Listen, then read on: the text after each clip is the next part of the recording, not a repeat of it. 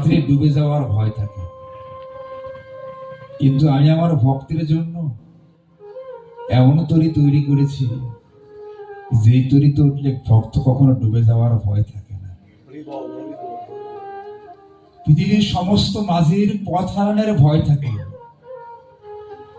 কিন্তু আমি এমন মাঝি দিয়ে দিয়েছি ওই মাঝির তরিতে উঠলে ওই মাঝি সব পথ ভুলে গেলেও মাঝি কখনো শেষের পথটা ভোলে না। বাবা অর্জুন বলেন, ভগবান কি এমন তরি তুমি ভক্তের জন্য দিয়ে দিয়েছো, সমস্ত তরি ডুবে যায় কিন্তু ওই তরি কখনো ডুবে না। ভগবান বলল, জানো অর্জুন, সেটা হচ্ছে নাম নামক তরি। এই নামের তরিতে যে ওঠে বাবা, পরে ওই হাত থেকে পড়ে যাওয়ার ছিঁড়ে যাওয়ার ভয় থাকে, কিন্তু জানা অর্জুন, আমি যদি কোনো ভক্তকে ধরি সে হাত কখনো ছিঁড়ে যাওয়ার ভয় থাকে না। ভক্ত আমাকে ধরতে চায় না, যদি আমাকে ধরতে চাই তো আমি আমার ভক্তকে ঠিকই শক্ত করে ধরতাম। ভক্তরা আমাকে ধরে না, ওরা প্রতিনিয়ত আমার করতে করতে আমৃত্য ভাবের মধ্যে ডুবে গিয়ে এই সংসার নামক কংসের কারাগারে এসে ওরা আমার পরমানন্দের গোবিন্দের প্রকৃত স্বরূপ প্রকৃত রূপ থেকে দিনকে দিন বিচ্যুত হয়ে যায়।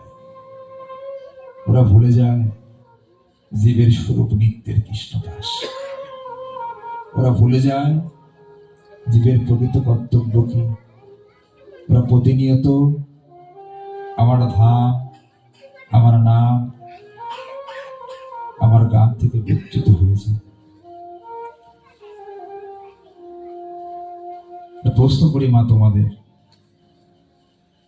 এই যে আমরা বলি আমরা ভগবানকে দিই, বা বুকে হাত দিয়ে বলতে পারবে এই পৃথিবীতে আমাদের দ্বারা আমরা ভগবানকে কিছু দিতে পেরেছি? পারিনি।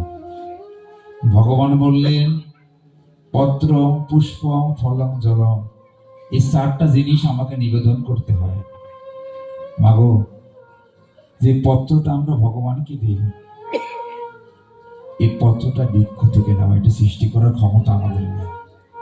আছে মা? যে পুষ্প আমরা ভগবানকে দিই বাবা, এই পুষ্পটাও বৃক্ষ থেকে নেওয়া।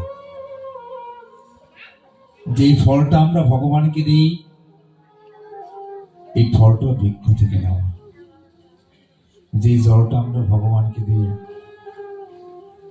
এই জলটাও গঙ্গা থেকে নেওয়া।